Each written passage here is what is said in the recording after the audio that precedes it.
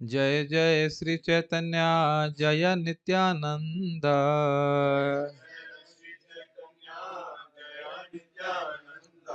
जय द्वैत चंद्र जय गौर भक्त वृंद। चंद्र जय गौर भक्त वृंद। जय जय श्री चैतन्य जय नित्यानंद। जय जय श्री चैतन्य जय नित्यानंद। जय द्वैत चंद्र जय गौर भक्त वृंद। जय द्वैत चंद्र जय गौर भक्त वृंद।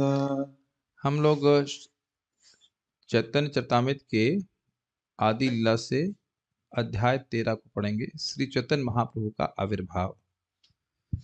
सप्रसीदतु चैतन्य सप्रसीदातु चैतन्य देवो यस्य प्रसादतः देवो यस्य प्रसादतः तल्लीला वर्णने योग्यः तल्लीला वर्णने योग्यः सद्यः स्याद् अधमोऽप्ययम् सद्यः स्यादधमोऽप्यहम्। सप्रसीदतु चैतन्य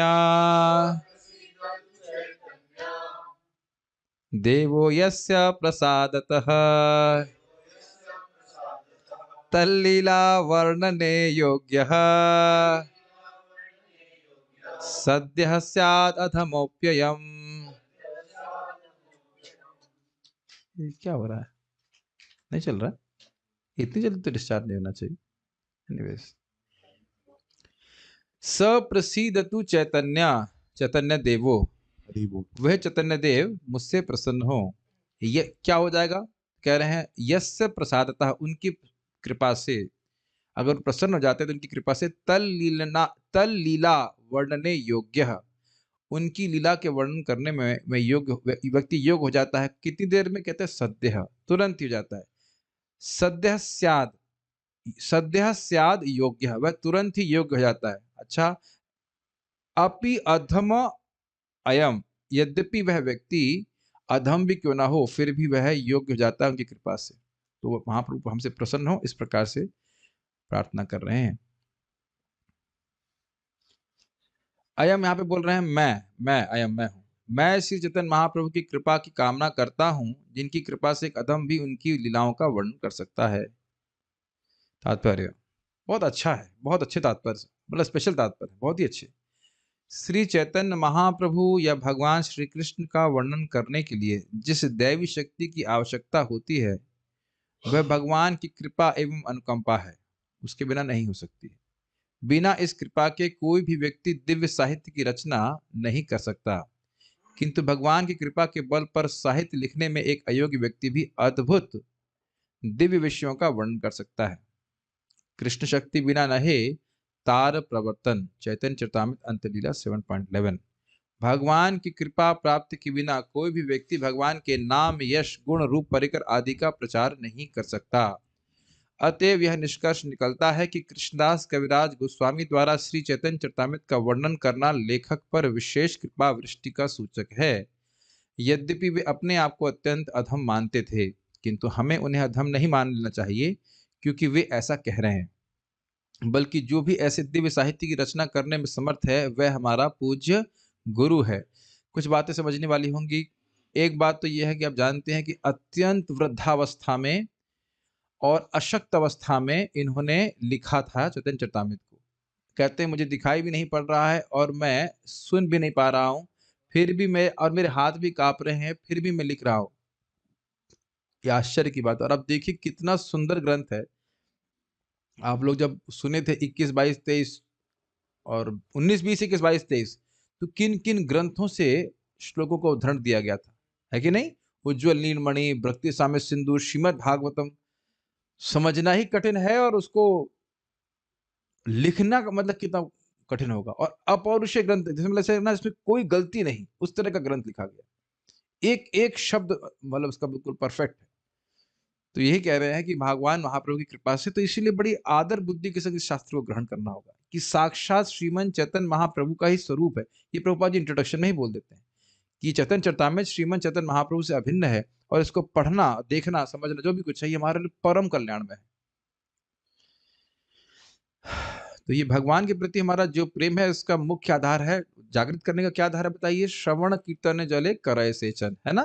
तो इसमें हमको इस प्रकार का ग्रंथ सुनने को मिल रहा है, हमारा परम भाग्य है और वह चैतन्य महाप्रभु का आश्रय ले रहे हैं। हमने तो केवल पूर्ववर्ती बातें आचार्य ने जो बातें बोली उन्हीं को रिपीट ही करना है। वस्तुतः कृष्णदास कविराज गोस्वामी भी वही कर रहे हैं, अपने मन से कुछ नहीं लिख रहे हैं, लेकिन वो लिखने की जो क्षमता है वो बहुत अद्भुत है। आप देख रहे थे कैसे एक सीक्वेंस में पिरोया जा रहा है, कहीं भगवत गीता, कहीं भागवत और उसके बाद वो लिख रहे हैं, उसको बंगला में समझा रहे हैं, बड़े सुंदर तरीके से कई अर्थ ले रहे हैं। तो ये बहुत ही सुंदर है और ऐसी वृद्धावस्था में 90 साल में लिखा शायद, 90 साल में इस प्रकार की बुद्धि का होना यही बहुत बड़े आश्चर्य की बात है। हम तो 90 साल के हैं नहीं, अभी तो 40 का भी नहीं हुआ हूँ मैं। मतलब 45 में व्यक्ति को अपने को बुढ़ा मानने लगता है, ऐसे करता है मैं क्या करूँ यार, मतलब बुद्धि तो नहीं काम करती और 90 साल में व्यक्ति लिख रहा है, उसमें आश्चर्य नहीं हो रहा है कुछ? अपने घरों में भी आप लोग देखते होंगे दादी दादा जो होते हैं, प्रायः उनकी अब किसी के हैं दादाजी 90 साल के हैं दादाजी, दादी हैं। अब उनसे सोचो कि वो कहें कि चेतन चेतावनी लिखे या कुछ कोई और समझ लें यही बहुत बड़ी बात है। उस लिखने की तो बात किसी की मैं आक्षेप नहीं कर रहा हूँ किसी दादी के ऊपर या दादा के ऊपर मूड नहीं, संभव ही नहीं है। ये विशेष कृपा है शिला कृष्णदास कविराज गोस्वामी के ऊपर जो लिखे हुआ है। और मुझे बड़ा हंसी आती है, अंत में क्या लिखते हैं? जो लिखवाना चाहता था, जो लिखवा रहा था वो और लिखवाना नहीं चाहता इसलिए मैं और लिख नहीं रहा हूँ। What is this? जो लिखवा रहा था वो लिखवाना और नहीं चाहता इसलिए मैं अपनी लेखनी को रोक दे रहा हूँ। डायरेक्ट देख रहे हैं कि वो महाप्रभु के द्वारा लिखवाया जा रहा है सारा कुछ। ये है। चलिए मैं संघाई। जय जय श्री कृष्णा चैतन्य गौर चंद्र, जय द्वैत चंद्र जय जय नित्यानंद। हर बार एक ही फॉर्मूला गाएंगे बिना देखे गा लेंगे, इतने पंडित नहीं हुए हम लोग अभी, तो ठीक है ये थोड़ा फॉर्मूला चेंज हुआ। जय जय श्री कृष्ण चैतन्य गौर चंद्र, जय द्वैत चंद्र जय जय नित्यानंद। तो अर्थ स्पष्ट है। जय जय गदाधर जय श्रीनिवास, जय मुकुंद वासुदेव जय हरिदास। तो इनको तो अब आप समझ गए होंगे, पहचानते होंगे, मुकुंद दत्त, वासुदेव दत्त और हरिदास ठाकुर, सबकी जय बोल रहे। श्रीनिवास मतलब श्रीनिवासाचार्य। जय दामोदर स्वरूप जय मुरारी गुप्ता, ए सब चंद्रोदय तम कैल लुप्त। ये बहुत सुंदर है। दामोदर पंडित की जय हो ना, ये अलग अलग लेना है। स्वरूप दामोदर जय हो, मैं जगह दामोदर पंडित और स्वरूप दामोदर से नहीं, अलग अलग लेने, एक साथ ले रहे। स्वरूप दामोदर तथा मुरारी गुप्त की जय हो। इन सारे दैदीप्यमान चंद्रमाओं ने मिलकर इस भौतिक जगत के अंधकार को दूर भगाया है। बड़ा सुंदर है, इसको आप बहुत ही सुंदर है। देखिए अभी आगे देखिए तात्पर्य आएगा तो मैं बताऊंगा उसको। जय श्री चैतन्य चंद्रेर भक्त चंद्रगण, सबार प्रेम ज्योत्स्नाय उज्ज्वल त्रिभुवन। श्री चैतन्य चंद्र यानी चैतन्य महाप्रभु के जो चंद्र के समान चमकते हैं, उनके भक्त भी चंद्रमा के समान है। भगवान चंद्रमा के समान है और ये भी चंद्रमा के समान है। सबार प्रेम ज्योत्स्नाए, ज्योत्स्ना, ज्योत्स्ना का क्या अर्थ होता है? लाइट। हमारे ज्योत्स्ना माता जी तो अंधेरे अंधकार में चले गए लग रहा है वो तो गायब भी, कितना अमेजिंग होता है। ऐसे लोग ऐसे गायब हो जाते हैं जैसे जैसे डैश के सरदार सिंह, एकदम जैसे लग रहा है गायब है ना, ऐसे लग रहा है पुलिस बैठ गई है। यहाँ ज्योत्स्ना शब्द याद आ गया तो स्मृति होगा कि गायब ही हो गए। होता ये है कि लोग जब तो करना शुरू कर देते हैं, कथा नहीं सुनते तो उसके महत्व को नहीं समझते। जब करना तो एक्चुअली एक तरह से बहुत आसान है, हरे कृष्ण हरे राम राम ऐसे करके खत्म कर दिया। हाँ 16 माला कर रहे हैं, लेकिन जब तक हम कथा नहीं सुनेगा व्यक्ति जाप नहीं करेगा, महत्व बुद्धि नहीं आती। चलिए उधर तो हम अभी नहीं डिस्कशन कर रहे हैं, बात आ रही है सबार प्रेम ज्योत्स्नाय, उन सभी के प्रेम की किरणों से उज्ज्वल त्रिभुवन, तीनों लोक उज्ज्वलित हो गए, प्रकाशित हो गए। उन सारे चंद्रमाओं की जय हो जो चैतन्य महाप्रभु नामक प्रधान चंद्रमा के भक्त हैं। इनका काव्य शैली बड़ी सुंदर है। उनका उज्ज्वल चंद्र प्रकाश समूचे ब्रह्मांड को प्रकाशित करता है। अब जरा देखिए तात्पर्य। इस श्लोक में चंद्रगण बहुवचन सूचक है। इससे सूचित होता है कि चंद्रमा अनेक हैं। भगवत गीता में भगवान कहते हैं नक्षत्राणाम अहम शशि, मैं नक्षत्रों में चंद्रमा हूं, यानी चंद्रमा भी एक नक्षत्र है, बहुत सारे नक्षत्र होते हैं। सारे नक्षत्र तारे चंद्रमा के समान है। पाश्चात्य ज्योतिर्विद नक्षत्रों को सूर्य मानते हैं, किंतु वैदिक ज्योतिर्विद वैदिक शास्त्रों का अनुगमन करने के फलस्वरूप इन्हें चंद्रमा के समान मानते हैं। Is it not? कौन कौन से क्या बोलते हैं नक्षत्र होते हैं? राहु केतु को नक्षत्र बोलते हैं। हाँ, स्वाति नक्षत्र भी कहते हैं ना। ये सब तारे ये लोग बोलते हैं तारे, और कहते हैं कि तारे स्वयं प्रकाशमान हैं, लेकिन एक्चुअली वैदिक एस्ट्रोनॉमी व्हाटएवर उसके एस्ट्रोनॉमी के हिसाब से सूर्य के प्रकाश से ही प्रकाशित होते हैं। अब कहेंगे सूर्य का प्रकाश पूरे ब्रह्मांड में जाता है, भास्वान यथास्म शुक्लेषु निजेषु, नहीं, भास्वान वाला नहीं था, पूरे ब्रह्मांड को अपने तेज से प्रकाशित करता है वो। यस्याज्ञया ब्रह्मति संभृत काल चक्र वाला श्लोक है। तो सूर्य राजा समस्त सुरमूर्ति रशेष तेज, तो ये सूर्य के बारे में वर्णन होता है ब्रह्मा संहिता में बोलते हैं। तो एक ही सूर्य पूरे ब्रह्मांड को प्रकाश दे रहा है। एक विचारणी बात है कि आपको पता है कि तारे सूर्य हैं। ये भी एक इंटरेस्टिंग बात है कि जो साइंटिस्ट है उनको भी पता नहीं है, कुछ कुछ यहां से देख करके इसे अटकलबाजी करते रहते हैं। वास्तविक बात वैदिक ज्ञान सत्य है, और बाकी ये सब लोग जो है वो तो खाली अपनी जो क्या कहते हैं टेलीस्कोप से देख देख करके कुछ थ्योरी निकालते रहते, उसको नहीं मानना चाहिए। हम तो केवल सुन के ही मान रहे हैं। सूर्य मानिए या नक्षत्र मानिए, हमें तो सुन के ही मानना है, हम तो कोई रिसर्च कर नहीं रहे हैं। हाँ, ये बात है कि वैदिक ज्ञान परफेक्ट है, भले ही हमारी इंद्रियों से मैच करता हो कि नहीं। तो यहाँ पे प्रभुपाद इस बात को बोल रहे हैं। किंतु वैदिक ज्योतिर्विद वैदिक शास्त्रों का अनुगमन करने के फलस्वरूप इन्हें चंद्रमा के समान मानते हैं, अर्थात इनका स्वयं का प्रकाश नहीं है। सूर्य में बड़े जोर से चमकने की शक्ति होती है, और चंद्रमा सूर्य के प्रकाश को परावर्तित करने के कारण उज्जवल प्रतीत होता है। चैतन्य चरितामृत में कृष्ण को सूर्य की भांति बतलाया गया है। परम शक्तिमान तो भगवान श्री कृष्ण हैं या श्री चैतन्य महाप्रभु हैं, और उनके भक्त गण भी उज्जवल तथा प्रकाशमय हैं, क्योंकि वे सर्वोपरि सूर्य के प्रकाश को परावर्तित करते हैं। चैतन्य चरितामृत कथन है, कृष्ण सूर्य समः माया हय अंधकार, जहां कृष्ण तहां नहीं मायर अधिकार। कृष्ण सूर्य के समान तेजस्वी हैं, सूर्य के उदय होते ही अंधकार या अज्ञान के रह पाने का प्रश्न ही नहीं उठता। इसी प्रकार इस श्लोक में भी यह वर्णन हुआ है कि कृष्ण रूपी सूर्य प्रकाश के परावर्तन से प्रकाशित इन चंद्रमाओं के प्रकाश से या चैतन्य महाप्रभु के सारे भक्तों की कृपा से यह सारा जगत कलयुग के अंधकार के बावजूद प्रकाशित हो उठेगा। केवल चैतन्य महाप्रभु के भक्त ही कलयुग के अंधकार को, इस युग की जनता के अज्ञान को दूर कर सकते हैं, और कोई ऐसा नहीं कर सकता।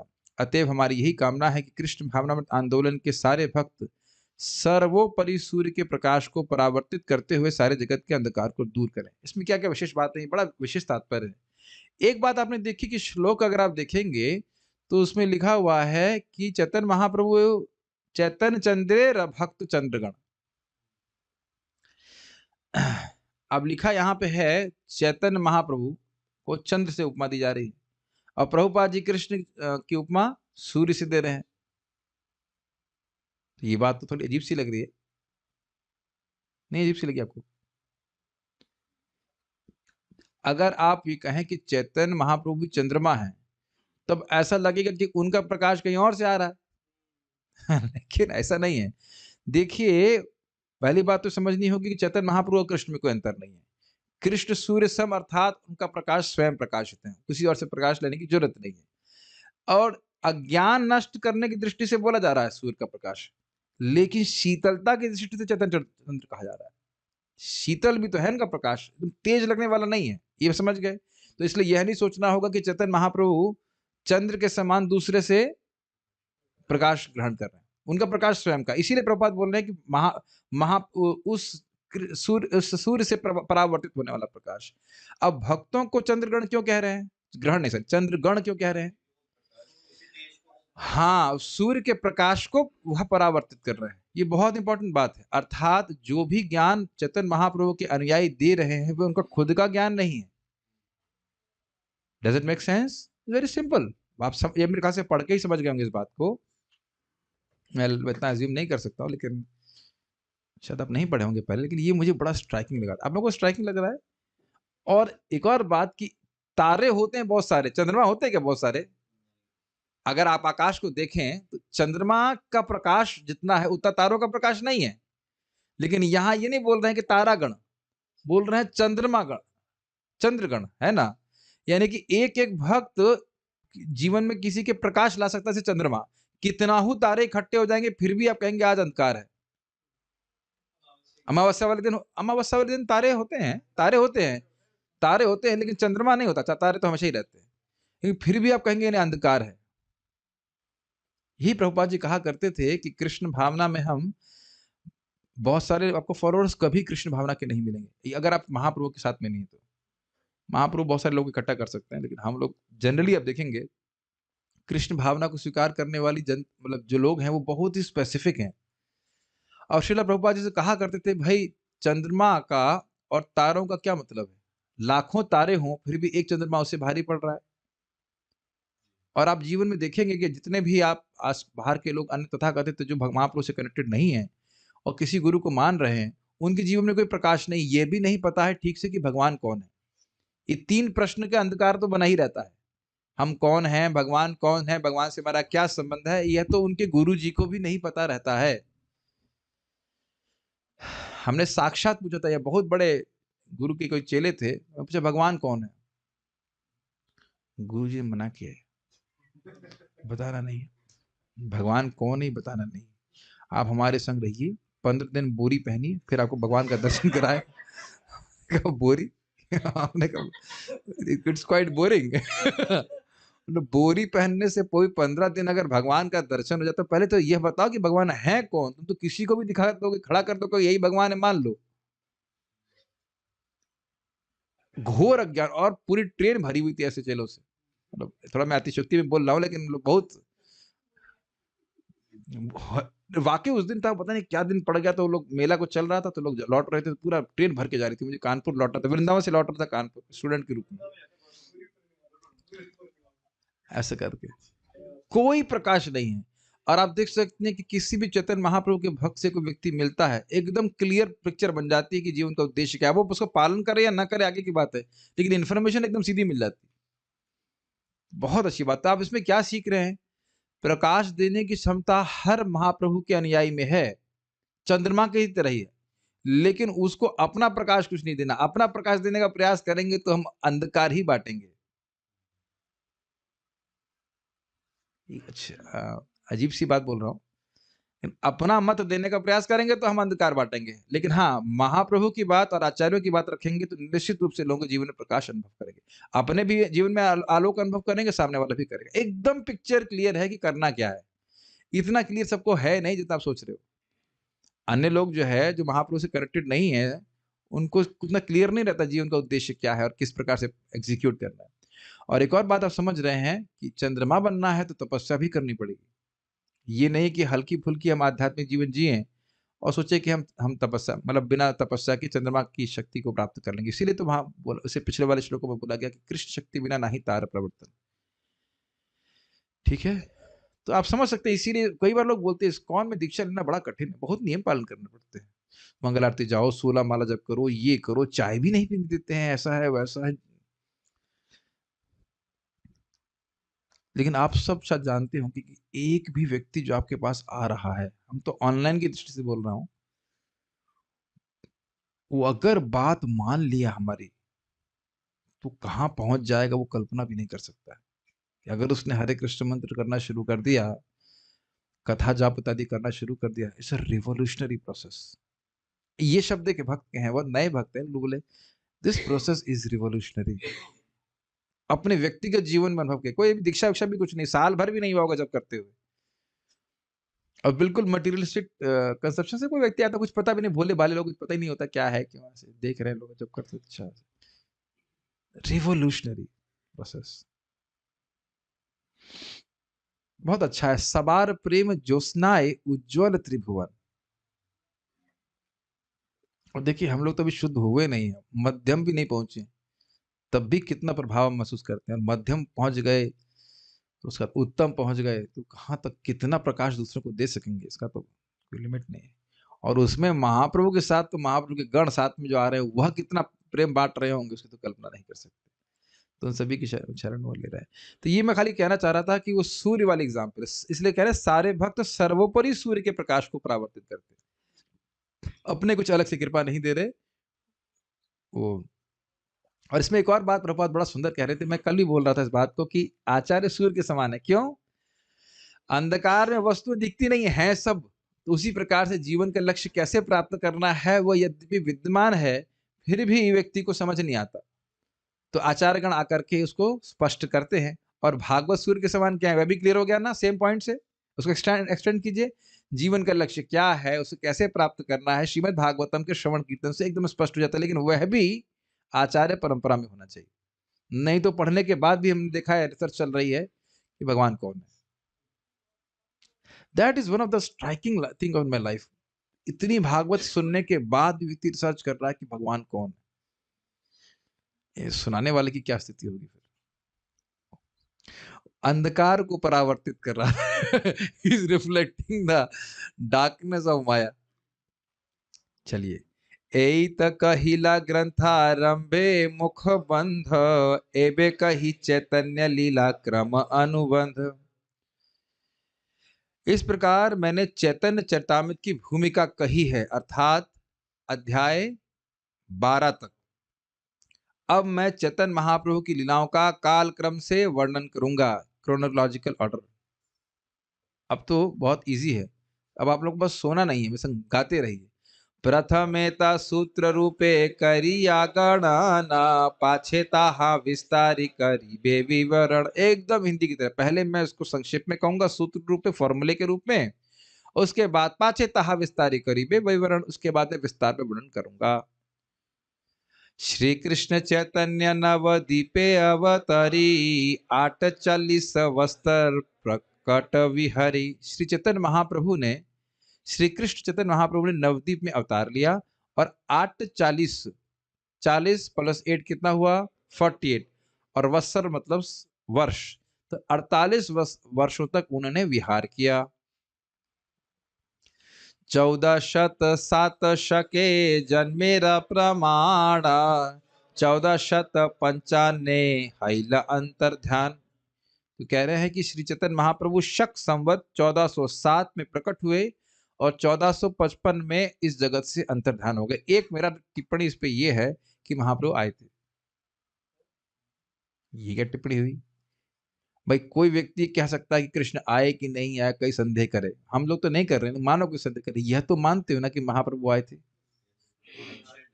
ये तो कोई बहुत पुरानी बात नहीं, हिस्ट्री किताब में भी लिखा हुआ है कि महाप्रभु आए थे।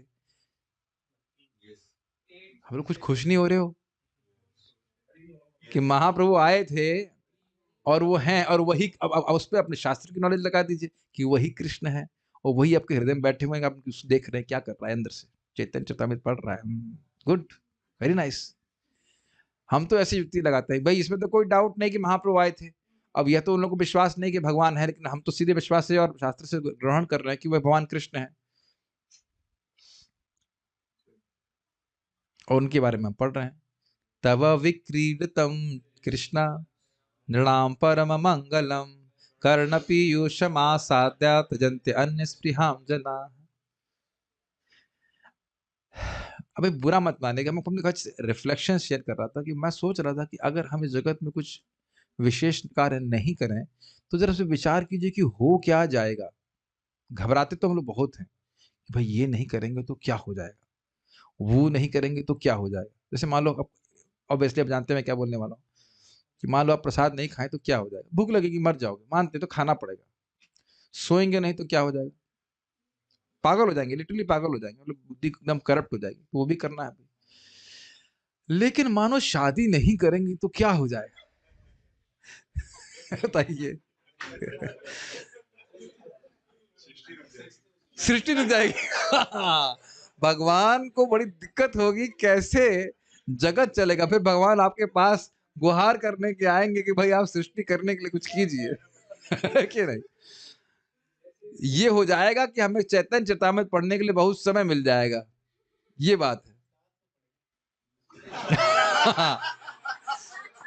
साथ में पढ़ेंगे। अब एक काम करें, ग्वालों का कोई बच्चा, हाँ, वो ला करके इनकी गोद में बिठा दे और फिर देखेंगे कितना पढ़ते हैं। तो खैर, हम ये नहीं कह रहे कौन करे या ना करे, या बहुत सारी चीजें पे आप अप्लाई कीजिए। बहुत, अगर हम पैसा नहीं कमाए तो क्या हो जाएगा, और उन सबको जब देखेंगे तो कहेंगे हाँ अरे वाकई कुछ भी नहीं होगा, एक्चुअली कुछ भी कोई खास फर्क नहीं पड़ेगा। लेकिन अगर चैतन्य चरतामृत पढ़ रहे हैं, नाम जप कर रहे हैं, भागवत सुन रहे हैं, तो बहुत फर्क पड़ेगा कि नहीं? आप लोगों को आवाज ठीक आ रही है कि नहीं? ज़ूम के ऊपर बीच में दिखा रहा है अंटरटिस। Okay, just change it to. ओ, मैं अपने फोन से चला रहा था। Hold on, just my dear devotees, 1 minute. पहले बताना चाहिए था आपने। अभी ठीक है आवाज? वीडियो भी ठीक है ना? अब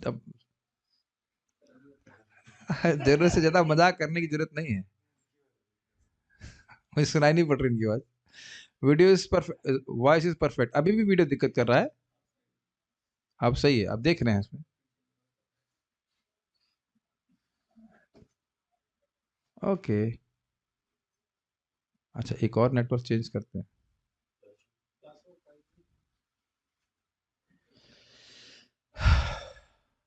तब तक कोई बताया क्यों नहीं, मैसेज क्यों नहीं किए? सुनते जा रहे हैं, सुनने में इतना उनको मतलब एब्जॉर्ब होगा कि वीडियो देख ही दे रहे हैं। ठीक है, उम्मीद है कि अब सही हो रहा होगा। अभी भी सही नहीं है ना? ओके, एवरीवन की मैसेज को तो मैं भी देखता हूँ। ठीक है, चलिए। एनीवेज, तो हम खाली बात ये कर रहे थे कि व्यक्ति, मैं इसलिए बोल रहा हूँ कि ये सब बातें बोले को पॉइंट क्या है। मात्र 500 साल पहले भगवान चैतन्य महाप्रभु आए, उनकी हमको सब लीला कथा सब पता, सब चल रहा है। उसमें एनर्जी नहीं उसमें एनर्जी लगाएंगे तो कितना ज्यादा कुछ हो जाएगा, मैं ये कहना चाहता हूँ। और भोगों को प्राप्त करके हम कोई बहुत सुखी होने वाले हैं ना, तो कभी हुए हैं ना, और कोई हुआ है ना हम कभी होंगे। ये तो मतलब घटित एकदम फिक्स्ड बात है। तो इसमें क्यों ना समय लगाया जाए अधिक से अधिक। मतलब कहेंगे अभी बात कहाँ से आ गई, बोलना था इसलिए बोल दे यहाँ पे कि भाई जीवन बीता जा रहा है और हम कुछ नहीं पढ़ पा रहे हैं, कुछ जप नहीं हो रहा है, क्या कर रहे हैं, इज इट नॉट? ऐसा तो महसूस हो रहा, आप लोग नहीं महसूस हो रहा? नहीं प्रभु जी, हमको तो लग रहा है बहुत कर रहे हैं। लेकिन अब जो भी है, जिस तरह से भी आप लेना चाहें। एनीवेज, 48 साल महाप्रभु ने क्या क्या कर दिए नहीं। 26 अवसर प्रभु कैला गृहवासा, निरंतर कैला कृष्ण कीर्तन विलास। 26 मतलब 24 साल तक महाप्रभु ने घर में रहे और निरंतर उन्होंने कृष्ण कीर्तन का विलास किया, मतलब आनंद लिया। 24 अवस्तर शेषे करिया संन्यास, और 24 अवस्तर कैला नीला चले वास। 24 साल उन्होंने संन्यास में बिताए, और उन 24 साल में ही जब 24 साल उन्होंने नीलाचल में वास किया, जगन्नाथपुरी में। तो समझ लीजिए कि 24 और 24 से 24 नहीं हुआ, 24 और 24 ही है, बस उस दूसरा वाला 24 साल में संन्यास ले लिया। उस संन्यास लेने के बाद उन्हें नीलाचल में वास किया, उसमें 6 साल ट्रेवल की, 18 साल उन्हें नीलाचल में रहे, ऐसे करके। तो कभी कभी लोग कहते हैं अरे आपके भगवान कृष्ण ने भी तो शादी करी, आपको क्या दिक्कत है? तो उनको बोलो कि हमारे दूसरे वाले भगवान जो है चैतन्य महाप्रभु ने तो 24 साल में संन्यास ले लिया। अब तार मध्य 6 वत्सर गमनागमन, कभू दक्षिण कभू गौड़ कभू वृंदावन। तार मध्य मतलब जो दूसरे के 24 से लेकर 48 तक का समय था, उसमें तार मध्य 6 वत्सर, 6 वत्सर अर्थात 6 साल गमन आगमन, इधर उधर ट्रैवल किए वो। कभी दक्षिण में, दक्षिण से वापस पुरी, फिर उसके बाद कबू गौड़ यानी पुरी से बंगाल, फिर उसके बाद पुरी से वृंदावन, ऐसे किया। समझ पा रहे हैं यार? ठीक है। 18 वत्सर रहीला नीला चले, कृष्ण प्रेम नामामृते भासल सकले। 18 वर्ष, अष्टादश, अष्ट प्लस 10, 18 वर्ष वह नीलाचल में रहे। अब कौन कह रहा है समझ में नहीं आ रही चैतन्य चरितामृत, समझ आ रही है, कोई दिक्कत नहीं, इजी है। अब तो लीला चलेगी, कोई दिक्कत नहीं। कृष्ण प्रेम नाम के अमृत में उन्हें सबको डुबो दिया, भाषाई ले जग सकल। ये बड़ा उसका अर्थ अनुवाद बड़ा सुंदर है। शेष 18 वर्षों तक वे निरंतर जगन्नाथपुरी में ही रहे, जहां उन्होंने अमृत तुल्य हरे कृष्ण महामंत्र का कीर्तन करते हुए हर एक को कृष्ण प्रेम की बाढ़ से सराबोर कर दिया। इसका मतलब क्या है? लोग मतलब प्रेम किसे वही ना, क्या है दामोदर अष्टमी में क्या कहते हैं? निबजंतम तो है, कौन सा मजंतम? इति दृक् स्वलीलाभिरानंद कुंड, वही स्थिति है, एकदम आनंद के कुंड में वह उनको डुबो रहे हैं। क्या होता होगा उसका कीर्तन ना? Everybody have love of god and chanting Hare Krishna. Haridas Thakur, Shrivas Thakur, Advaitacharya ji, Vasudev Datta, Mukund Datta, जो पत्थर को पिघला देते थे अपने कीर्तन के द्वारा, और महाप्रभु स्वयं नित्यानंद प्रभु नाच रहे हैं। मैं तो सोचा करता हूँ कि मृदंग बजाने वाले क्या एक्सपर्ट हुआ करते होंगे, नॉन स्टॉप भी। और वो हमने भी देखा बंगाल के भक्त, जैसे वो कृष्णा कीर्तन प्रभु के साथ एक नित्यानंद उनका नाम था, इतना सुंदर और अद्भुत मृदंग बजा रहे थे। वो आप उनका वीडियो देखेंगे ना मृदंग ट्यूटोरियल का, तुम चकित हो जाएंगे, क्या बजा रहे हैं, ऐसे करके बजा रहे हैं। क्या एक उसको नॉट इमेजिन वो क्या क्या बजाते हैं, कैसे कैसे बजाते हैं, बहुत ज्यादा सुंदर। मतलब वो एकदम ऐसा लगता है कान को पकड़ लिया। बहुत ही अच्छा गाते हैं, बहुत अच्छा गाते हैं, और बहुत अच्छा बजाने भी वो एक्सपर्ट होते हैं। पता नहीं। और महाप्रभु के समय में देखिए, महाप्रभु कीर्तन करना है तो किस व्यक्ति को कितना एम्पावर कर सकते हैं, मृदंग बजाने की कोई लिमिट है क्या? कीर्तन और ना सिर्फ वाद्य की दृष्टि से, भाव की दृष्टि से कितना सुंदर होता होगा, शुद्ध बुद्धि नहीं लोगों को रहती थी। अब आगे पढ़ेंगे, फिर ऐसा कीर्तन हो रहा है, ऐसा कीर्तन हो रहा है, सब भक्त थोड़े थक जाते हैं 4-5 घंटे के बाद। तो फिर नित्यानंद प्रभु कहते थोड़ा स्पीड कम करो उसकी, और महाप्रभु नाचे जा रहे हैं, नाचे जा रहे हैं, नाचे जा रहे हैं। अद्भुत है। गार्ह गार्हस्थ्ये प्रभुरलीला आदि लीलाख्यान मध्य अंत्य लीला शेष लीलार्दुई नाम।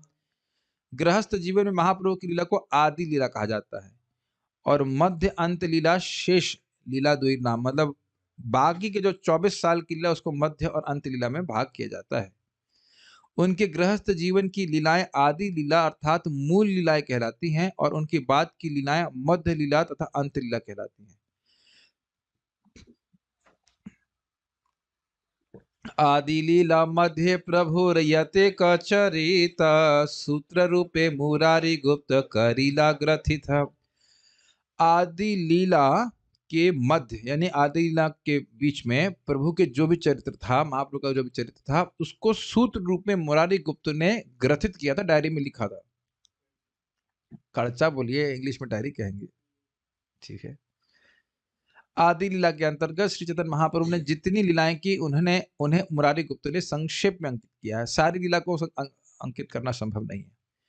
प्रभुर यशेष लीला स्वरूप दामोदर सूत्र करी ग्रंथि लेना ग्रंथेर भीतर। महाप्रभु की जो शेष लीला थी, शेष मतलब शेष के दो भाग, मध्य और अंत, उनको स्वरूप दामोदर ने गोस्वामी ने सूत्र करके एक ग्रंथ के भीतर ग्रंथि लेना, उसको लिख दिए थे, बांध लिए थे कह लीजिए। उनके बाद की शेष लीलाएं मध्य लीला तथा अंत लीला उनके सचिव स्वरूप दामोदर गोस्वामी ने संक्षेप में लिपिबद्ध की, और इस प्रकार वे पुस्तक के रूप में रखी हुई हैं। ए दुई जनेर सूत्र देखिया सुनिया वर्णना करे ना वैष्णव क्रम ये करिया। इन दो महापुरुषों द्वारा अंकित टिप्पणियों को देखकर तथा सुनकर कोई भी वैष्णव अर्थात भगवत भक्त इन लीलाओं को क्रमवार जान सकता है, और इन्हीं के आधार पर चैतन्य चरितामृत लिखी गई है। बाल्य पौगुंड कैशोर यौवन चारी भेद अत्यवादि खंड लीला चारी भेद। आदि लीला के 4 भाग हैं। उनकी आदि लीला में 4 विभाग हैं, बाल्य यानी बचपन, पौगंड, कैशोर तथा यौवन। इसके वर्णन किया जाएगा क्या है, कुछ वर्णन नहीं करना है। एक इंटरेस्टिंग बात है जो भी श्लोक में आएगी, सर्व सद्गुण पूर्णाम ताम वंदे फाल्गुन पूर्णिमाम यस्याम श्री कृष्ण चैतन्यो अवतीर्णः कृष्ण नाम भी। मैं वंदे ताम फाल्गुन पूर्णिमाम, मैं उस फाल्गुन पूर्णिमा का की वंदना करता हूं। क्यों? कहते हैं सर्व सद्गुण पूर्णाम, वह सारे सद्गुणों से पूर्ण थी। क्यों ऐसा? क्या हुआ? कहते हैं यस्याम, जिसमें श्री कृष्ण चैतन्य, श्री कृष्ण चैतन्य महाप्रभु अवतीर्ण, अवतीर्ण कृष्ण नाम भी, कृष्ण के नाम के साथ अवतीर्ण हुए। अब आपको याद हो कि हम लोग जब चर्चा चल रही थी परीक्षित महाराज के संबंध में, तो उसमें लिखा था सर्व गुणोदर के, उनके जन्म के समय सारे शुभ लक्षण प्रकट हो गए थे और सारे शुभ ग्रह प्रकट हो गए थे। और बात चल रही थी कि भाई भगवान कृष्ण के समय में भी ऐसा हुआ था, लेकिन महाप्रभु के समय में फाल्गुन पूर्णिमा थी, लेकिन चंद्र ग्रहण लग गया था, तो वह तो एक तरह से इनऑस्पिशियस समय है। तो फिर यह क्यों कह रहे हैं कि बड़ा ऑस्पिशियस है? ये एक इंटरेस्टिंग बात यहाँ पे, तो यहाँ पे एकदम स्पष्ट हो रहा है कि भले वहां पर हम सोच रहे थे, लेकिन जो लक्षण था वह शुभ था सब कुछ। उसमें महाप्रभु की इच्छा से विशेष रूप से एक लूनर एक्लिप्स लग गया था, चंद्र ग्रहण लगा, जिस कारण सब लोग हरि नाम करने लगे, तो पवित्रता ही तो आई वहां पर। उसमें लिखा है कि मुसलमान लोग भी, सब लोग भी हरि, एक्चुअली मुसलमान नहीं, जो जो हिंदू थे वो हरि हरि बोलने लगे, तो उनका मजाक बनाने के लिए मुसलमान भी हरि हरि बोलने लगे। तो इस प्रकार से कृष्ण का नाम ही प्रकट हुआ। ठीक है। मैं फाल्गुन महीने की पूर्णिमा की संध्या को सादर नमस्कार करता हूं, जो शुभ लक्षणों से पूर्ण शुभ घड़ी है, जब श्री चैतन्य महाप्रभु हरे कृष्ण नाम के संकीर्तन के साथ अवतीर्ण हुए। यद्यपि उस समय सारे लोग उस तरह से संकीर्तन नहीं कर रहे थे जैसे महाप्रभु चाहते थे, लेकिन फिर भी हरे कृष्ण बोल रहे थे, हरि हरि बोल रहे थे। फाल्गुन पूर्णिमा संध्याए प्रभुर जन्मोदय, सेई काले देव योग चंद्र ग्रहण होय। फाल्गुन पूर्णिमा की संध्या में महाप्रभु का जन्म हुआ था। उसी काल देव योग से, देव के प्रभाव से, देव कौन है? चैतन्य महाप्रभु स्वयं, भगवान कृष्ण, उनके योग से चंद्र ग्रहण भी हो गया। हरि हरि बोले लोक हर्षित हैया, जन्मिला चैतन्य प्रभु नाम जन्माइया। हर्ष से हर व्यक्ति भगवान के पवित्र नाम हरि हरि हरि हरि हरि का उच्चारण कर रहा था, और अपने प्रकट होने के पूर्व महाप्रभु पवित्र नाम को प्रकट कर चुके थे। ये मुझे बहुत अच्छा सेक्शन लग रहा था कि आने से पहले ही महाप्रभु हरे कृष्ण मंत्र या हरि नाम का उच्चारण करवा रहे थे, तो उनको संतुष्ट करने का बड़ा सिंपल तरीका है हरे कृष्ण मंत्र का उच्चारण। आज एक भक्त, आज नहीं है, ऐसे जनरल एक प्रपात बताते हैं कि कोई व्यक्ति भगवान चैतन्य महाप्रभु के सामने 3 घंटे संकीर्तन करता है, तो उसकी सारी भौतिक समस्या भी सॉल्व हो जाएगी। 3 घंटे कौन करेगा? लेकिन आध्यात्मिक प्रगति करने के लिए कुछ एक्चुअली वेरी सिंपल, हरे कृष्ण मंत्र का जप, महाप्रभु का फोटो हो, पंचतत्व का फोटो, हरे कृष्ण मंत्र जपिए, प्रगति होगी। तुलसी देवी रखिए, निरंतर लो कृष्ण नाम कर तुलसी सेवन, अचिरात पावे कृष्ण तुम्हें कृष्ण चरण, इत्यादि। Simple, very simple. लेकिन हम लोग अस्थिर हो जाते तो और भी सारी सेवाएं हैं एक्चुअली। हम दिन भर तो जप नहीं कर सकते ना, कर सकते तो कोई दिक्कत नहीं, लेकिन दोनों चीजें करनी होती। मजा आ जाएगा, टेस्ट मिल जाए, थोड़ा टाइम लगेगा, लेकिन कितनी बढ़िया चीज है ना। अब कभी सोचते नहीं इतनी बढ़िया चीज है और हमारा उसमें अनुराग नहीं है। मैं अपनी बात कर रहा हूँ, फोर्स करके तो हम कर ही रहे हैं और कर ही लेते ही हैं, लेकिन कितना सुंदर प्रोसेस है हरे कृष्ण मंत्र का। वो हम पढ़ भी चुके हैं आदि में, कितने करोड़ों करोड़ों गैयाओं को आप क्या इस ग्रहण के समय आप, हाँ वो भी है नहीं, एक प्रभुपाद जी कोट करते हैं, आप बोल रहे हो भी सही है, लेकिन एक श्लोक कोट करते हैं इस प्रकार से, कोटि अश्वमेध यदि कृष्ण नाम सम, ऐसा कोई बोलता है तो दंडित आर्यम, उसकी हमारा पिटाई करते हैं। एक कृष्ण नाम अगर करोड़ों अश्वमेध यज्ञ के समान है, तब देखिए हम लोग कितने लोभी नहीं है, कितने लोभी नहीं है। मैं अपनी बात कर रहा हूँ, आप लोग को अपना स्थिति स्वयं आकलन कर लीजिए। 16 माला हो गई, एक भक्त बोले मेरे को 16 माला करके पूजन को बहुत अच्छा लगता है, इसलिए ताकि अब और ना करनी पड़े। ये प्रश्न हम स्वयं से कर सकते हैं। खैर हमको नेगेटिव नहीं बोलना चाहते, बुखार से ग्रसित है, क्या कर सकते हैं। लेकिन बड़ा दिक्कत होती है इस रेजिस्टेंस की। खैर जो भी बात है, हम बात खाली इतना कहना चाहते हैं कि महाप्रभु को संतुष्ट करने का बहुत सिंपल तरीका है, ये हरे कृष्ण मंत्र। जन्म बाल्य पौगंड कैशोर युवा काले, हरि नाम लौइला प्रभु प्रभु नाना छले। छल से जन्म, बाल्य, जन्म मतलब जन्म और जन्म के पहले भी, जन्म, बाल्य अवस्था में, पौगंड अवस्था में, कैशोर अवस्था में और युवा काल में भी हरि नाम लोवाइला, लोगों से हरि नाम करवाया महाप्रभु ने, नाना छल, छल करके। जैसे मान लो कोई कहेगी, उसने किसी डब्बे पे लिख दिया है हरि नाम बिस्कुट, हरी बिस्कुट, तो वो कौन सा बिस्कुट है तेरे बताना, हरि नाम बिस्कुट। या कहीं लिखा हुआ है हरि नाम होटल, हरे कृष्णा होटल, वो होटल का नाम क्या है, हरे कृष्णा होटल। तो ऐसे करके राधे श्याम चाय वाला। तो ऐसे छल से किसी को भगवान का नाम बुलवा देना। मजाक मजाक में ही मैं देखा करता हूँ, हमारे भक्त हैं, उनके भतीजे लोग आते हैं, भतीजी भी आती है, वो हंसते रहते हैं और हरे कृष्ण करते रहते हैं, लेकिन मुझे बहुत प्रसन्नता होती है। भले वो सिद्धांत को जान रहे हो ना जान रहे हो और नहीं जान रहे हैं, लेकिन इतने लोगों को देख करके वो लोग मतलब मजाक मजाक में भी 4 माला 2 माला 4 माला करके जा रहे हैं। कितना बड़ा लाभ हो जा रहा है बताइए। 4 माला भी कोई कर रहा है तो 25 लाख नाम है साल के। मैं ये बात उन लोगों को भी बोलना चाहता हूँ जो हमारे ग्रुप में नए हैं। आप लोग तो सब धुरंधर हो गए हैं, लेकिन कोई दिक्कत नहीं है। लेकिन जो लोग कभी कभी नहीं उठ पाते, मान लो नहीं उठ पाए, 10 बजे उठे या 9 बजे उठे या जो भी उठे, जब जागे तभी सवेरा हो गया मानो। तब ये भी स्थिति में है, तो अभी जाप जरूर कीजिए। ये नहीं कि अरे अब तो मैं इतना पतित हो गया, मैं ऐसे कैसे जाप करूं, नहीं। जाप किसी भी समय अनंत लाभ देने वाला है। कुछ सुनाई दे रहा है सबको? Please not your head like this, yes. जाप कभी भी अनंत लाभ देने वाला है, चाहे शाम को करो, चाहे रात में करो, चाहे सुबह भी करो। तत्रार्पिता नियमितः स्मरणे न कालः, ये समझ लेना चाहिए। बस ये रहता है कि सुबह हम अच्छी भावना में जब कर सकते हैं, इन द सेंस थोड़ा रिसेप्टिव मूड रहता है, हम ध्यान से, ये नहीं कि जब किया तुरंत व्हाट्सएप देखा, ऐसा नहीं होता। लेकिन यह मत कहिएगा कि नाम अभी आप हरे कृष्ण बोलेंगे तो कोई लाभ नहीं मिलेगा। उस समय हमारी चेतना और अच्छी रहती है, मेडिटेशन वगैरह करने के लिए आसान रहता है, ये बात सत्य है।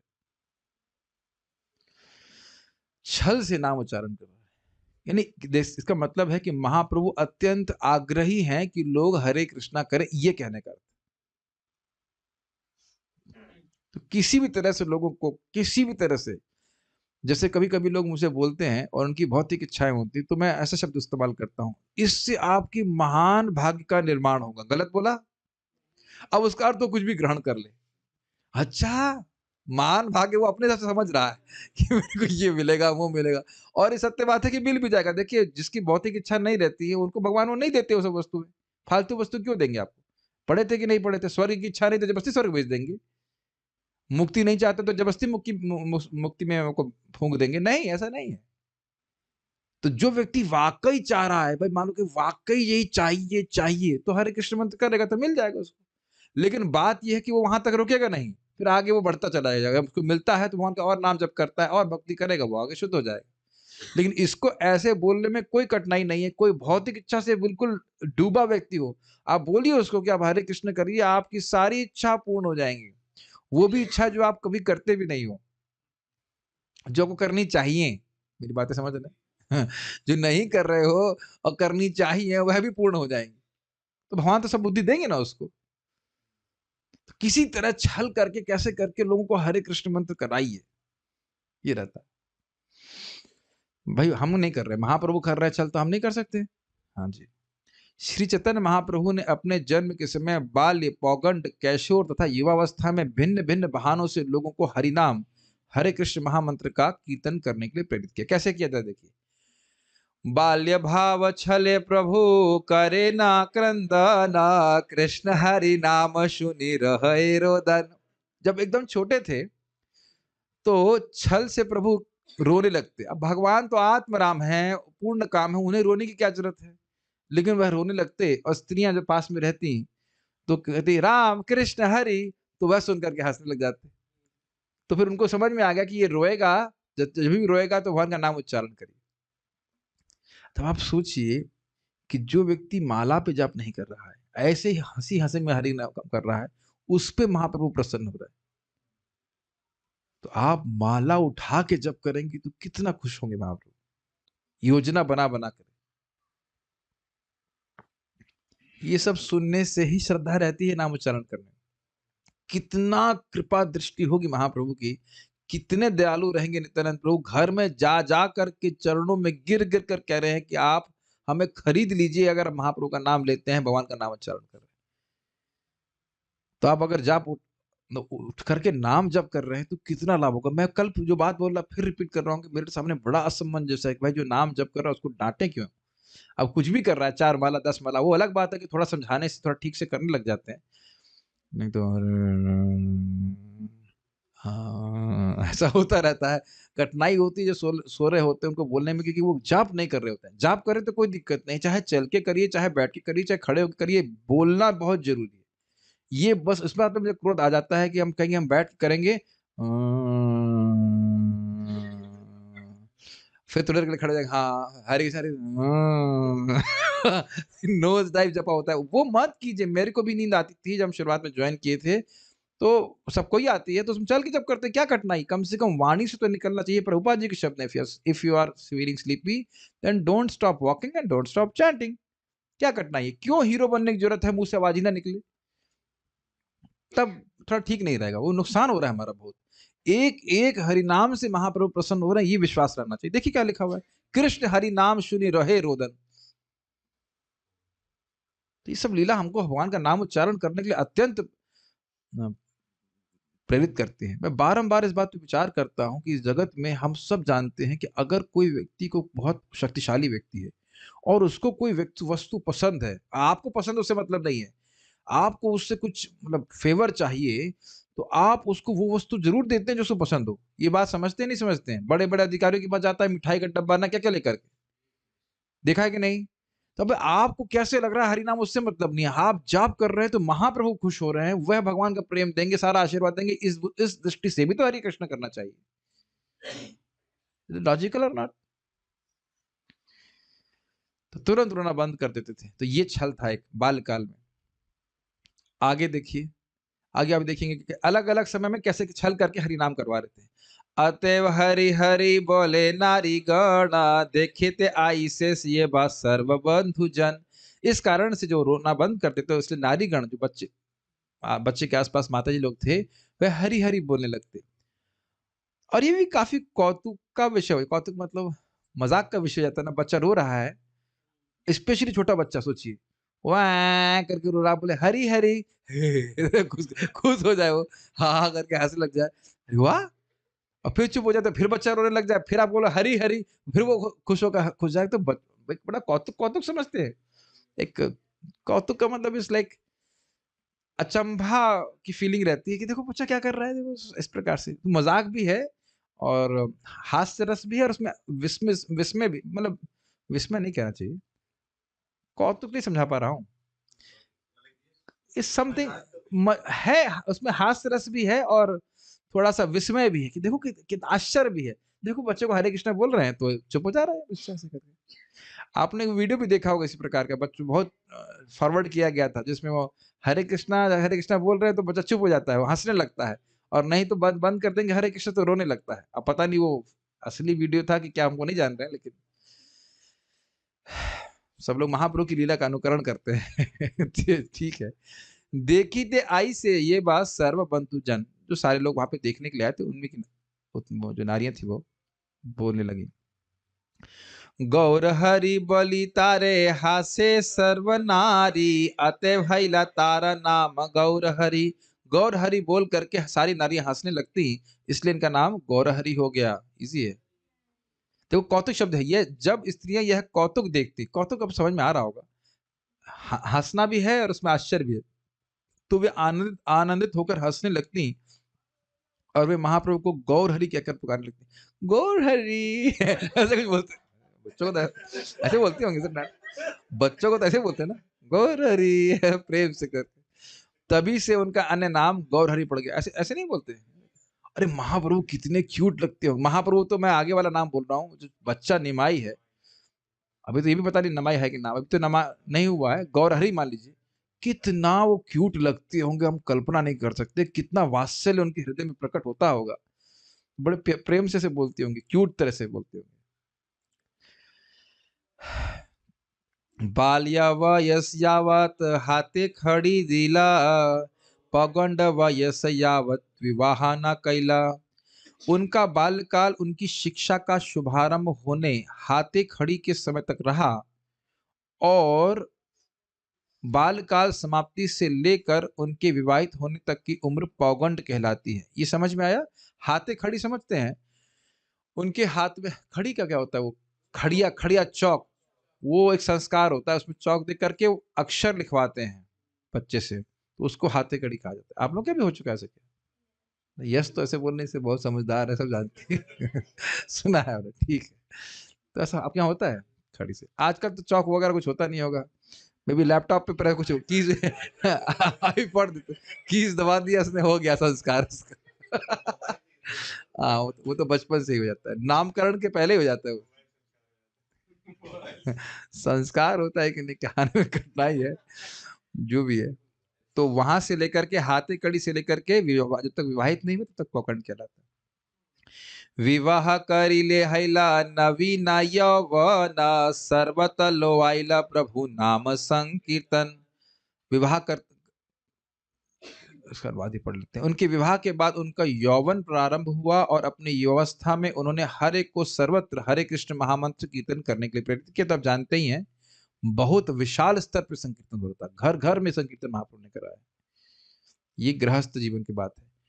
पौगंड व ये स पढ़े ना पढ़ा न शिष्य गणे, सर्वत्र करे न कृष्ण नामेर व्याख्याने। तो अब किस प्रकार से पौगंड अवस्था में, यानी कि हाथे कड़ी से लेकर के शादी तक, किस प्रकार से हरि नाम करवाया, छल से या जैसे भी कह लीजिए, देख लीजिए। पौगंड अवस्था में वे गंभीर विद्यार्थी बन गए और शिष्यों को पढ़ाते भी थे। इस तरह वे सर्वत्र कृष्ण नाम की व्याख्या करते, तो समझेगा कि इस पौगंड अवस्था में ही उन्हें केशव काश्मीरी को हराया था। उनको आश्चर्य कि छोटा बच्चा इतना हमको हरा दिया। क्या करते जरा देखेंगे। सूत्रवृत्ति पांजी टीका कृष्ण ते तात्पर्य, शिष्यर प्रतीत होए प्रभाव आश्चर्य। व्याकरण का पाठ पढ़ाते समय तथा व्याख्या करते बताते समय श्री चैतन्य महाप्रभु ने अपने शिष्यों को भगवान कृष्ण की महिमा के विषय में शिक्षा दी। चूंकि उनकी सारी व्याख्याएं कृष्ण में समाप्त होती थी, अतएव शिष्यगण उन्हें आसानी से समझ सकते थे। पढ़ा रहे व्याकरण, लेकिन सारी बात कृष्ण परक बोल रहे हैं। इस तरह उनका प्रभाव आश्चर्यजनक था। ये बात समझ में आ रही कि क्यों बोला जा रहा है? जन्म, बाल, एकदम छोटा बचपन, और पौगंड अवस्था, बाल्यकाल, पौगंड और युवावस्था में महाप्रभु ने किसी न किसी रूप से लोगों को हरे कृष्ण मंत्र कराए, इसलिए सब चीजों का वर्णन हो रहा है। बाल्यकाल में कैसे कराया था? शिशु अवस्था में रोने के द्वारा। अब यहाँ पौगंड अवस्था में कैसे करा रहे हैं? पढ़ाते समय वह सारा तात्पर्य कृष्ण परक ही दे रहे हैं, ठीक है। और युवावस्था में महासंकीर्तन उन्होंने किया। श्रील जीव गोस्वामी ने 2 भागों में व्याकरण को संकलित किया है, जिनका नाम है लघु हरिनामामृत व्याकरण, नाम में ही आ गया ना हरिनाम, और वृहद हरिनामामृत व्याकरण। जैसे उसमें हम लोग सुने ना, राम शब्द के रूप सुने आपने, राम रामौ राम इत्यादि, ऐसे कृष्ण कृष्ण कृष्णा ऐसे करके करते हैं। फिर उसके बहुत सारे जो जो शब्द हम समान संस्कृत में पकड़ते हैं, वो भगवान के नाम के ऊपर रख दिया। सूत्र तो खैर मैंने, हाँ वो रखा ही होगा, मैंने पढ़ा नहीं है, लेकिन इस प्रकार से भगवान के नाम के ऊपर रखा है उन्होंने पूरे व्याकरण। यदि कोई इन दोनों व्याकरण ग्रंथों को पढ़ लेता है, तो वह संस्कृत भाषा के व्याकरण नियमों को जानने के साथ साथ यह भी सीख लेता है कि कृष्ण का महान भक्त कैसे बना जाए। वैसे ये कितना सुंदर बात है ना। क्या हम आप लोग ने संस्कृत तो पढ़ी ही होगी इस्कॉन में आने से पहले, और राम शब्द के रूप जबरदस्त तरह से रटे थे कि नहीं? राम रामौ राम, आगे क्या था? रामा तो बहुत, अब तो भूल गए सब। लेकिन बड़ा मैं खुश था कि देखो भारत में जम करके राम, कम से कम 1000 बार राम तो बोले होंगे, और उस वक्त तो राम नाम की महिमा कुछ पता ही नहीं थी, और बहुत उसको उसको खूब टीचर मतलब सोटी मार मार के याद करवाते थे। राम राम राम, उसके बाद क्या था नेक्स्ट वाला? रामम रामौ, हाँ, रवीण रामाभ्याम, ठीक है ठीक है कम से कम राम तो बोले इस प्रकार से। एक बार भक्ति बृहत भागवत महाराज कहीं प्रवचन करने गए, खुद बता रहे थे, तो उन्होंने स्टूडेंट्स एकदम नए लोगों से पूछा, इज कृष्णा गॉड और इज गॉड कृष्णा? अब उस पे सब लोग जो आपस में ऑडियंस था वो आपस बात कर रहे, इज कृष्णा गॉड और God is Krishna, Krishna is God और कृष्ण। तो महाराज बोले मैं खुश था कि सब लोग कृष्ण कृष्ण का नाम बोल रहे थे। आप देखें क्लास के बीच में महाराज कई बार हरे कृष्ण मंत्र बुलवाते हैं, तो सहज उनकी श्रद्धा है उस पर। इज गॉड कृष्णा और इज कृष्णा गॉड? अब हम लोग से भी करवाए थे एक बार, ये हम लोग को सेमिनार दे रहे थे, बड़ा इंटरेस्टिंग है। तो कृष्ण का नाम उच्चारण कर रहे हैं, सबसे अच्छी बात है। तो यहाँ पे ये बात बता रहे हैं। चैतन्य भागवत मध्यखंड के प्रथम अध्याय में उस विधि का उल्लेख हुआ है जिससे श्री चैतन्य महाप्रभु व्याकरण पढ़ाते थे। वे व्याकरण के सूत्रों को उसी तरह शाश्वत बतलाते थे जिस प्रकार कृष्ण का पवित्र नाम है। गुण है शाश्वतता का, और उसकी उपमा कैसे दे रहे, कृष्ण का नाम शाश्वत है, ऐसे व्याकरण के सूत्र भी शाश्वत है। तो कृष्ण का नाम आ गया कि नहीं? और आप लोगों ने देखा होगा कि श्रील प्रभुपाद जी के तात्पर्य में कृष्ण शब्द बहुत अधिक बार आता है, देखा है? कृष्ण बुक पढ़िए, Krishna Krishna Krishna, Krishna did this, Krishna did that, Krishna Krishna Krishna, बारंबार भगवत गीता में देखिए कृष्णा कृष्णा बहुत बार आता है। और अन्य लोगों की टीका देखेंगे जो अभक्त हैं, तो उस तत् उस ब्रह्म की हम प्राप्ति करने इत्यादि इत्यादि। और प्रवचन में भी कृष्ण शब्द मुझसे नहीं आता। उस सच्चिदानंद की प्राप्ति करनी है, किसकी करनी है? यहाँ कृष्ण नहीं आएगा, ये तो एकदम दिखा हुआ विषय है। जैसा कि भगवत गीता में कहा गया है, वेदैश्च सर्वेर अहम एव वेद्यः, सारे वेदों का सार कृष्ण को समझ लेना है। अतएव यदि कोई ऐसी बात बताता है जो कृष्ण नहीं है, तो वह व्यर्थ ही श्रम करता है और उसके जीवन का उद्देश्य पूरा नहीं होता।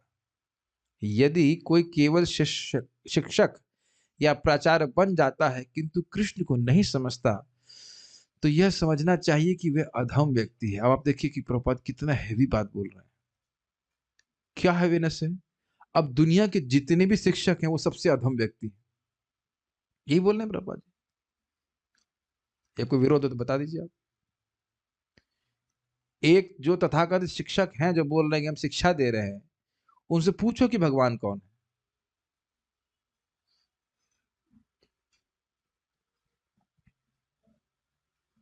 एक बार मुझे याद है जब मैं एनटीपीसी में था एज ट्रेनिंग के रूप में, तो वहां कोई व्यक्ति सेमिनार देने के लिए आए और वैसे बात कर रहे थे कि हम लोग आज या बंदर से आए थे ना, पहले आदिवासी थे और अग्नि थी और अग्नि का ढूंढा उन्होंने। हमने कहा आपके मैं एकदम, मैंने उन्होंने कहा क्वेश्चन में हाथ खड़ा कर, मैंने कहा ये, मैंने तो मुझे कोई वहां रहना था, कोई डर तो लगता नहीं था। हमने कहा ये क्या प्रमाण है कि अग्नि इस प्रकार से डिस्कवर की गई थी? आपके पास क्या प्रमाण है? आप इतना बोल रहे हो। मैं तो ऐसे बोला था। हमने कहा और ये क्या प्रमाण है कि पहिया इस प्रकार से डिजाइन किया गया था जैसे आप सोच रहे हो, आर्बिट्ररी आ गया था? तो बाकी लोग कहते चुप चुप चुप चुप चुप चुप, सामने वाले से बोलते नहीं इतना, तो ये आईटी से है। हमने कहा तो मैं भी तो आईटी से हूँ, तो क्या बड़ी बात है, कुछ भी आके आप खोल देंगे, मतलब खोल देंगे मतलब कुछ भी बोल देंगे आप।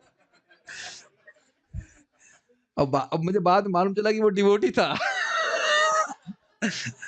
तो उन्होंने कहा सारा परेशान हो गया कि ऐसे कोई प्रश्न करता नहीं कि सोचने की क्षमता तो है नहीं किसी। क्या प्रमाण है कि अग्नि आज कुछ कुछ 40,000 साल पहले उसकी डिस्कवरी होता नहीं, क्या क्या कुछ भी बोलते हैं वो लोग, कुछ भी बोल देते लोग। बड़ा वो ऐसे सेमिनार जब अटेंड करने पड़ते थे ना, बड़ा क्रोध आता था। वैसे किया भी नहीं, मैं उठ के चला गया था, क्या करना है, क्या उखाड़ लेंगे। निकलना ही, क्या करना है यहाँ से। कितना बता रहे, एक एग्जाम्पल दे रहा हूँ, टोटल अज्ञान, टोटल अज्ञान, जो भी आपने हिस्ट्री में पढ़ा है वो सब गलत है पढ़ पास होने के लिए। और आप बताइए उसके लिए थप्पड़ भी खा रहे हैं हम लोग, टीचर के भी और माता पिता के भी। अधम व्यक्ति कभी ऐसा ऐसा बोलेंगे तो लोग मानेंगे नहीं, कहीं बहुत अपराध मानेंगे, लेकिन देखिए ना, एकदम कुछ भी ज्ञान नहीं है, टोटल अज्ञान। इसीलिए प्रपात कह रहे हैं कि जो कृष्ण को नहीं समझ रहा है वो अधम व्यक्ति है। और अधम व्यक्ति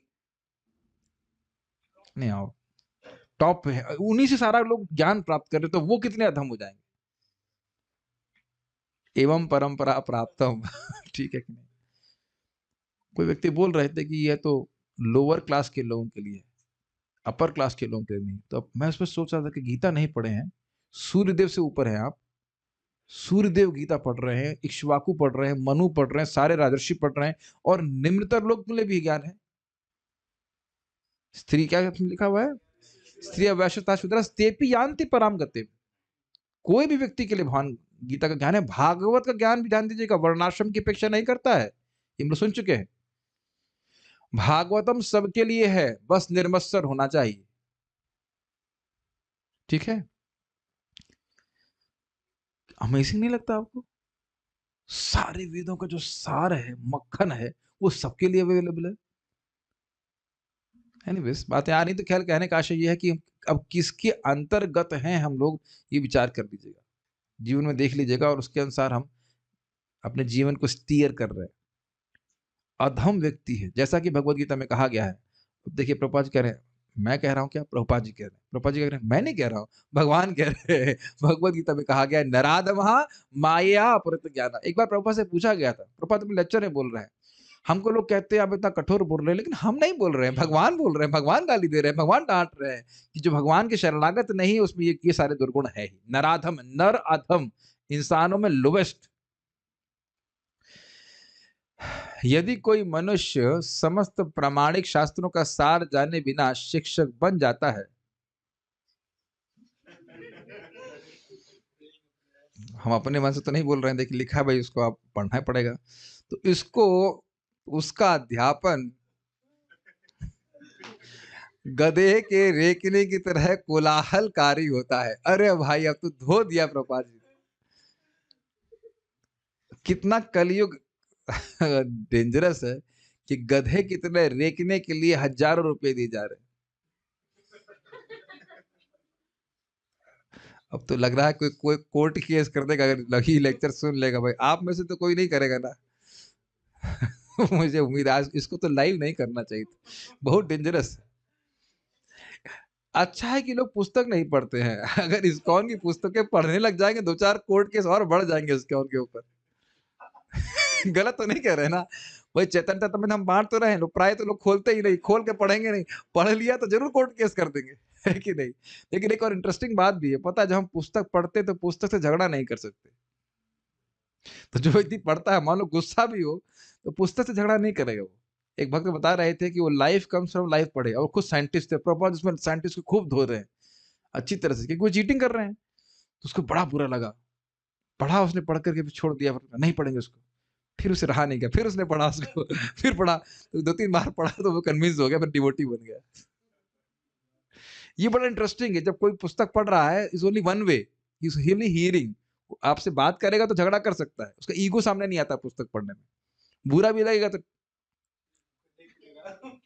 कोई, मान लो कोई ऐसा अध्यापन कर रहा है, उसमें लिखा भी गधे के रेकने की तरह कोलाहलकारी होता है, यानी कि गधा का रेकना किसी को पसंद नहीं आता सिवाय गधे के। है कि नहीं? गधे के अलावा किसी को अच्छा लगता, और गधा बड़ा सोच रहा होता है कि हम बहुत अच्छी बात बोल रहे हैं, इत्यादि इत्यादि। और ये पर्टिकुलरली उन लोगों पे होगा जो भगवान के विरुद्ध में बोलते हैं। ये स्पेशली उन लोगों के लिए, आप इंग्लिश पढ़ाने वालों को नहीं बोला जाएगा। इंग्लिश, प्रभात बोलते हैं इंग्लिश, संस्कृत, मैथमेटिक्स, बेसिक, ये सब पढ़ाया जाना चाहिए। बाकी सब टोटल अज्ञान है। हम लोग गधे से आए, सॉरी गधे नहीं, बंदर से आए थे इत्यादि। मैं अपने बाबा जी को पूछा था, बाबा जी आपके पिताजी बंदर थे क्या?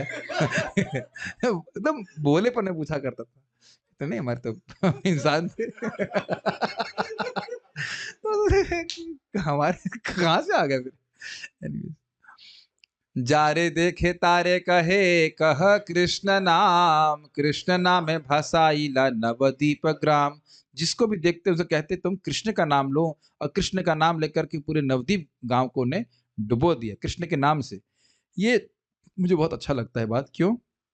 अब हमें कुछ और तपस्या नहीं करनी है, भगवान का नाम स्वयं उच्चारण करना है, दूसरों की मदद करनी, हरे कृष्ण मदद करना, इसी से कृपा मिलेगी। बार बार इसको दिमाग में ठूस लेना चाहिए। हमें कोई विशेष तपस्या करने की जरूरत नहीं, शरीर को सुखाने की जरूरत नहीं है। नाम उच्चारण करें, दूसरों को नाम करने की प्रेरणा दीजिए, नाम उच्चारण करें, दूसरों को नाम दीजिए, बस ये कल्याण हो जाएगा, हमारा भी और सामने वाले का भी। अभी बैग में बंद करना। तात्पर्य, वर्तमान नवदीप धाम संपूर्ण नवदीप का अंश मात्र है। हाँ, ये जरा ध्यान से सुनिए, ये शायद बहुत से भक्तों को नहीं पता होगा, जो सुनेगा उसको नवदीप जाने की नहीं नहीं जाने की क्या नहीं नहीं जाने की क्या कहते हैं, सैंक्शन है, हम लेके नहीं जाएंगे सैंक्शन। नवदीप का अर्थ है 9 द्वीपों का समूह। ये नवों द्वीप द्वीप जो कुल मिलाकर लगभग 32 वर्ग मील भूमि में है, और ये 32 योजन है ब्रज ना, 32 क्रोस ब्रज, ये 32 वर्ग मील, समथिंग सिमिलर। नहीं, हमारा कुछ तो 32 पढ़े थे हम लोग, एनीवेज 32 योजन ऐसा कुछ तो पढ़े थे, एनीहाउ 32 वर्ग मील भूमि में है, गंगा की विभिन्न धाराओं द्वारा घिरे हैं। नवद्वीप क्षेत्र के इन नवों द्वीपों में भक्ति का अनुशीलन करने के लिए विभिन्न स्थान है, अर्थात जो नव द्वीप है वह भक्ति के नवदा भक्ति के अंगों को सूचित करते हैं। श्रीमद् भागवत में बतलाया गया कि भक्ति नवविध होती है, अर्थात 9 प्रकार के भक्ति कार्य होते हैं। संगाइए, श्रवणम कीर्तनम विष्णु स्मरणम पाद सेवनम अर्चनम वंदनम दास्यम सख्यम आत्मनिवेदनम। 9 प्रकार की भक्ति के अनुशीलन के लिए नवद्वीप क्षेत्र में विभिन्न द्वीप हैं। वे इस प्रकार हैं: अंतद्वीप, सीमंत द्वीप, गोद्रुम द्वीप, मध्य द्वीप, कोल द्वीप, ऋतुद्वीप, जहनु द्वीप होना चाहिए, मोदुरुम द्वीप तथा रुद्रद्वीप। नक्शे के अनुसार हमारा इस्कॉन नवद्वीप केंद्र रुद्रद्वीप के में स्थित है। रुद्रद्वीप में के नीचे अंतद्वीप में मायापुर है। वहीं चैतन्य महाप्रभु के पिता श्री जगन्नाथ मिश्र रहा करते थे। युवक चैतन्य महाप्रभु इन सारे द्वीपों में अपने संकीर्तन मंडली का नेतृत्व करते थे। इस तरह उन्होंने सारे क्षेत्र को कृष्ण प्रेम की लहरों से अपलावित किया। यह श्लोक क्यों आया? युवावस्था में कैसे कृष्ण नाम उच्चारण करवाया। किशोर वयसे आरंभिला संकीर्तन, रात्र दिन प्रेम नृत्य संगे भक्तगण। किशोर यानी युवावस्था के आरंभ के होने से थोड़ा पहले आरंभ होने से उन्होंने संकीर्तन का आरंभ कर दिया, और रातों दिन प्रेम में नृत्य करते और भक्तों के संग में कीर्तन का आनंद लिया करते। नगरे नगरे भ्रमे कीर्तन करिया, भाषाइला त्रिभुवन प्रेम भक्ति दिया। नगर नगर में भ्रमण करते, कीर्तन करते हुए, और तीनों लोगों को प्रेम भक्ति देकर के डुबो दिया। आप कहेंगे तीनों भुवन कैसे कर दिया भाई? तो जरा देखिए, प्रपात कहेंगे। तात्पर्य, कोई प्रश्न कर सकता है कि कृष्ण प्रेम से तीनों जगत किस प्रकार आप्लावित हो गए? क्योंकि चैतन्य महाप्रभु तो केवल नवद्वीप क्षेत्र में ही कीर्तन कर रहे थे। इसका उत्तर यह है कि श्री चैतन्य महाप्रभु स्वयं कृष्ण हैं। सर्वप्रथम भगवान द्वारा सक्रिय बनाए जाने पर अखिल ब्रह्मांड की सृष्टि होती है। स्पष्ट है? समझ में आ रहा है? ही इनिशिएट्स द प्रोसेस। इसी प्रकार 500 वर्ष पूर्व चैतन्य महाप्रभु की इच्छा हुई कि संकीर्तन आंदोलन विश्व भर में फैले, तो इस आंदोलन को गति मिली, और आज उसी गति की निरंतरता में कृष्ण भावनामृत आंदोलन सारे विश्व में फैल रहा है, और इसी तरह यह धीरे धीरे अखिल ब्रह्मांड में फैल जाएगा। यानी अखिल ब्रह्मांड में फैला है नहीं। कृष्ण भावनामृत आंदोलन में इस प्रकार फैलने से हर व्यक्ति कृष्ण प्रेम के सागर में निमग्न हो जाएगा। अपना चांस है, हैंग ऑन। ये समझ में आ गया कैसे होता है? प्रश्न समझ में आ गया था आपको कि महाप्रभु जब नवद्वीप में ही कीर्तन किए तो पूरे ब्रह्मांड में कैसे बोल रहे हैं? तो उस प्रभाव से महाप्रभु की इच्छा से सब जगह फैलेगा। 24 अवस्तर एचे नवदीप ग्रामे, लोवाइल सर्वलोके कृष्ण प्रेम नामे। 24 साल तक इस प्रकार से नवदीप गांव में, नवदीप के ग्रामों में लवाइला सर्वलोके, सभी को उन्होंने बुलवाया कृष्ण का नाम, कृष्ण का प्रेम नाम। ठीक है। 24 अवस्तर छिला करिया सन्यास, भक्त गण लैया कैले नीला चले वास। और 24 साल तक उन्होंने, 24 साल के बाद यानी 24 साल में उन्होंने संन्यास लिया और भक्तगणों को लेकर के नीलाचल में वास किया। सारे भक्तगण नहीं, कुछ भक्तगण। तार मध्य नीलाचले 6 वत्सर, नृत्य गृत प्रेम भक्ति दान निरंतर। 6 वत्सर, नीलाचल जगन्नाथपुरी के इन 24 वर्षों में से 6 वर्षों तक उन्होंने सदैव कीर्तन और नृत्य द्वारा भगवत प्रेम का वितरण किया, बाहर जाकर के। ठीक है। सेतु बंध और गौड़ व्यापी वृंदावन, प्रेम नाम प्रचारी या करीला भ्रमण। ये समझ में आ रहा है सभी भक्तों को? 24 साल पुरी में रहे, उसमें से 6 साल भ्रमण किया उन्होंने, आते जाते रहे। इन 6 वर्षों में कुमारी अंतरद्वीप से लेकर बंगाल होते हुए वृंदावन तक कीर्तन करते, नाचते और कृष्ण प्रेम का वितरण करते हुए उन्होंने सारे भारत का भ्रमण किया। इट मीन्स कन्याकुमारी तक जी। ए मध्य लीला नाम लीला मुख्य धाम, शेष 18 वर्ष अंत लीला नाम। संन्यास ग्रहण करने के बाद चैतन्य महाप्रभु के भ्रमण के समय के कार्यकलाप ही उनकी मुख्य लीलाएं हैं। शेष 18 वर्षों के उनके कार्यकलाप अंत लीला कहलाते हैं। ये समझ में आया आपको? और मध्य लीला काफी विस्तार में भी है। आपने देखा ही ना, मध्य लीला में जो हम पढ़ रहे थे सनातन शिक्षा, रूप शिक्षा, वो कहाँ दी गई है? वो नॉर्थ इंडिया में दी गई है, बनारस और इलाहाबाद में। तो आप समझ सकते हैं महाप्रभु पर ट्रैवल कर रहे हैं, उसके लिए कितने 5 चैप्टर्स हैं। हाँ, आगे भी तो हम छोड़ दिए थे उसको, पढ़े नहीं। तो ये सब चीजें हैं। तो मध्य लीला क्या है समझ में आ गया? महाप्रभु का ट्रैवलिंग लीला को मध्य लीला कहा जाता है। 6 साल की थी। तार मध्य 6 वत्सर भक्त गण संगे, प्रेम भक्ति लोवाइला नृत्य गीत रंगे। उन 18 वर्षों में जब वे केवल पुरी में रहे, में से वे 6 वर्षों तक लगातार जगन्नाथपुरी में रहे और नियमित रूप से कीर्तन किया और सारे भक्तों को कीर्तन तथा नृत्य द्वारा कृष्ण प्रेम के लिए प्रेरित किया। अब एक बात जो मुझे सीखने वाली ये है, अब हम स्पष्ट देख रहे हैं, प्रभुपाद जी बोलते थे, don't think this chanting and dancing will not bring you perfection, it will. तो ये सब बहुत महत्वपूर्ण है। संकीर्तन करना और भक्तों के संग नृत्य करना, ये भी बहुत वैज्ञानिक प्रोसेस है, हमको शुद्ध करने वाला है, भगवत प्रेम बढ़ाने वाला है। और आपने महसूस भी किया होगा कि भाव से सब भक्त लोग कीर्तन करते हैं तो उसका प्रभाव हमारे हृदय पे बहुत अधिक होता है। ठीक है। 12 वत्सर शेष रहिला नीला चले, प्रेमावस्था शिखाइला आस्वादन छले। शेष 12 वर्ष वे जगन्नाथपुरी में रहे और कृष्ण प्रेम की दिव्य प्रेम अनुभूति का आस्वादन करते हुए उन्होंने हरेक को इसके आस्वादन की विधि की शिक्षा प्रदान करी। कोई व्यक्ति जो कृष्ण भावनामृत में प्रगति कर चुका है, उसे सदैव कृष्ण का विरह सताता रहता है, क्योंकि विरह की ऐसी अनुभूति कृष्ण मिलन की अनुभूति से बढ़कर है। श्री चैतन्य महाप्रभु इस जगत में अपने जीवन काल के अंतिम 12 वर्षों में जगन्नाथपुरी में रहकर संसार के लोगों को यह सिखाते रहे कि किस तरह मनुष्य विरह अनुभूति के साथ अपने सुप्त कृष्ण प्रेम को विकसित कर सकता है। ये कुछ समझ में आ रही बात? सुप्त, तो ये सुप्त मतलब सोया हुआ, कृष्ण से विरह का अनुभव करते और इस प्रकार से वो विभिन्न प्रकार के प्रलाप कर रहे हैं। बहुत सारी बातें आप चैतन्य चरितामृत में पढ़ेंगे और उसके द्वारा कृष्ण प्रेम का विकास बड़ी आसानी से हो सकता है। ये बात बोल रहे हैं। विरह अथवा कृष्ण मिलन की ऐसी अनुभूतियां भगवत प्रेम की विभिन्न अवस्थाएं हैं। जब मनुष्य गंभीरता पूर्वक भक्ति में लग जाता है तब ये अनुभूतियां समयानुसार विकसित होती हैं। इसके लिए कोई ड्रामा की आवश्यकता नहीं है। इसकी सर्वोच्च अवस्था प्रेम भक्ति कहलाती है, किंतु यह अवस्था साधन भक्ति करने पर ही प्राप्त होती है। स्पष्ट है सब बातें। अतएव मनुष्य को साधन भक्ति के विधि विधानों का पालन किए बिना कृत्रिम ढंग से प्रेम भक्ति अवस्था प्राप्त करने का प्रयास नहीं करना चाहिए। जैसे कोई कहे कि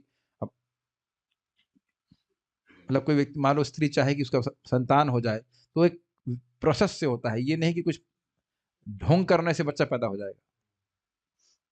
प्रेम भक्ति तो आस्वादन करने की, बहुत अच्छी बात है, प्रेम भक्ति तो आस्वाद लेने की अवस्था है, जबकि साधन भक्ति भक्ति कार्यों को सुधारने की अवस्था है। ये बहुत अच्छी लाइन लगी थी मुझे तात्पर्य में। ये आपको समझ में आया? वी कांट एक्सपेक्ट कि अभी कृष्ण नाम का हमको जो हरे कृष्ण ऐसा होने लग जाए, ऐसा नहीं है। बहुत मेहनत करने की जरूरत है। जैसे लकड़ी से यज्ञ करना होता है तो उसको रगड़ते हैं, क्या करते हैं, खूब धुआं निकलता है, तो वो उस धुएं से आंख भी जलती है, जो कुछ भी हो। अग्नि प्राप्त करने के लिए, वो मेहनत करने के लिए व्यक्ति को उत्सुक रहना चाहिए। कि बहुत अच्छी बात है। We must be ready to purify our hearts, then only this love will manifest.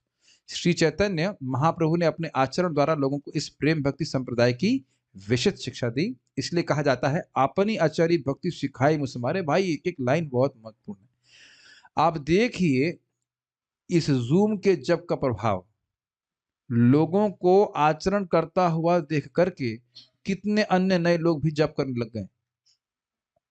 और अगर हम किसी को जप करता हुआ ना देखें, बड़ा मुश्किल होगा संकल्प निकालना कि हम जप करने लग जाएं, है कि नहीं?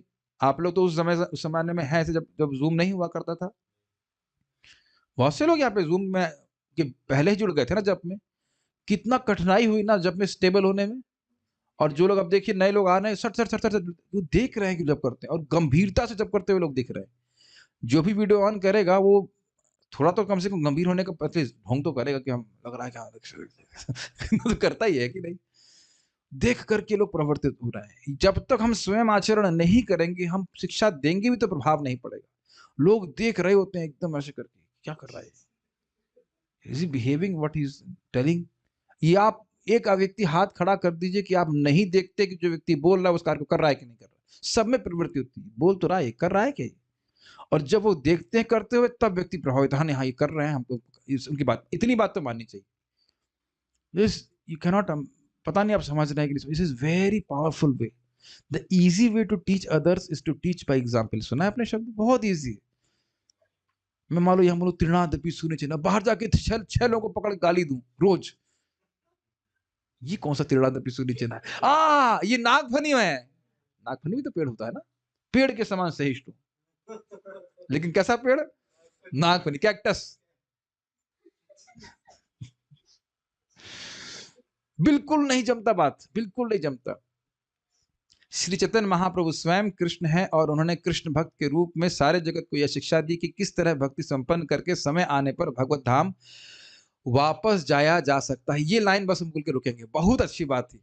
ये लास्ट देख रहे हैं क्या है, समय आने पर भगवत धाम वापस जा सकता है। वो समय कब आएगा वो भगवान पे छोड़ दीजिए, इस जन्म में आएगा कि अगले जन्म में आएगा, लेकिन जाओगे सारे लोग, जो यहाँ बैठा हुआ व्यक्ति है जो भक्ति कर रहा है वो पक्का जाएगा। इस जन्म में नहीं जाएगा तो अगले जन्म में जाएगा।